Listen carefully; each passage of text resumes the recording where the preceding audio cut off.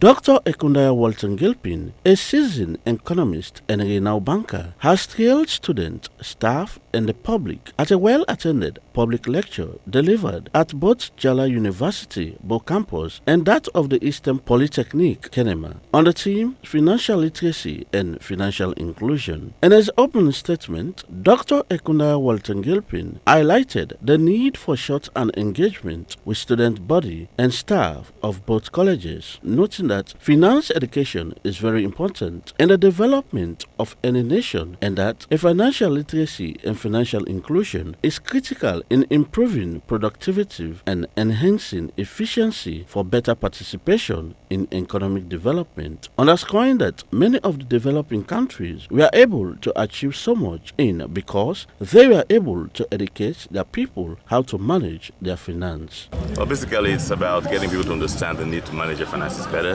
People to understand what financial literacy is about, why financial inclusion is necessary, and also to understand the role the banks play within the financial sector and what the banks can give to the public. The commercial bank is a viable engine in economic stability and economic growth, and so we're bringing out this message to the public so they know that yes, you can bank with any bank, but particularly RC Bank, to make your future better, to manage your funds for you, and also you're contributing towards economic growth by partaking within the financial system through a banking institution. We're looking out for succession planning, the next generation, how they're going to run this country for us and how they're going to develop themselves, how they're going to be aware of what to do and how to make things better, and also how they're going to manage the finances of their own, their personal finances, and also of their own government going forward.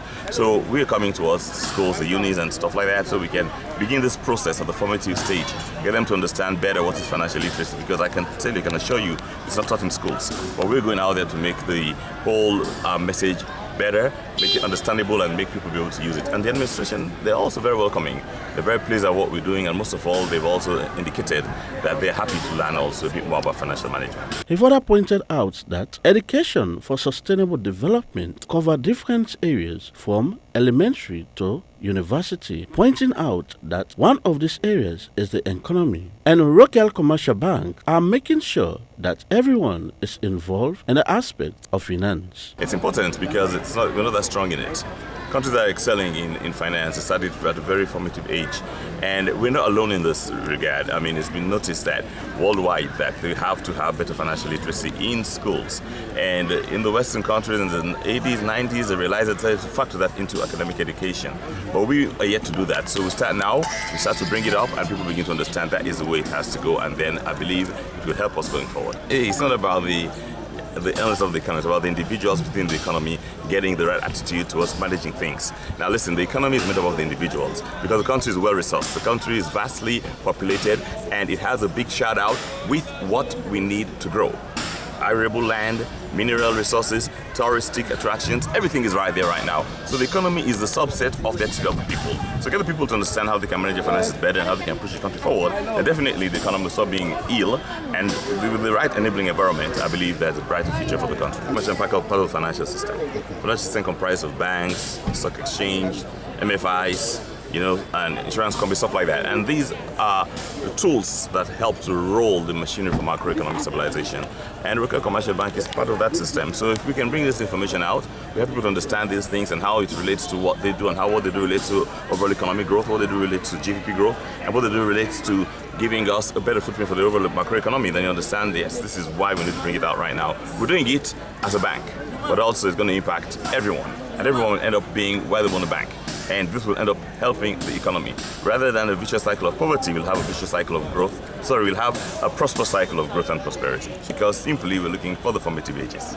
I said that before, that we want to have succession planning. I said that before, we need the right next generation to understand what they need to do. I said that before, I don't want personally to be responsible by the younger people as to why didn't you pass stuff to us, pass knowledge to us, pass a good situation to us, pass standard fundamental principles to us.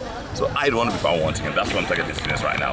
After that, we go to the marketplace, we go to the community, we go to the informal sector, we go everywhere, touch here, there, and everywhere. And listen, we're not going anywhere, we're going everywhere. And that's what I have to say for RC Bank and for the ability to educate the public. Ishmael Koroma, Student Union President, Njala University Bo campus, thanked the Managing Director for sparing his time to educate them on the issue of financial literacy and financial inclusion, and further that as a university student, public lecture is key to them. He also called on fellow students for not only attending the lectures but also be able to learn from it. To start with, I first of all want to extend sincere thanks and appreciations to the Managing Director of the Rokel Commercial Bank, because he is actually here to educate students with respect to how they make use of their finances and how the bank operates.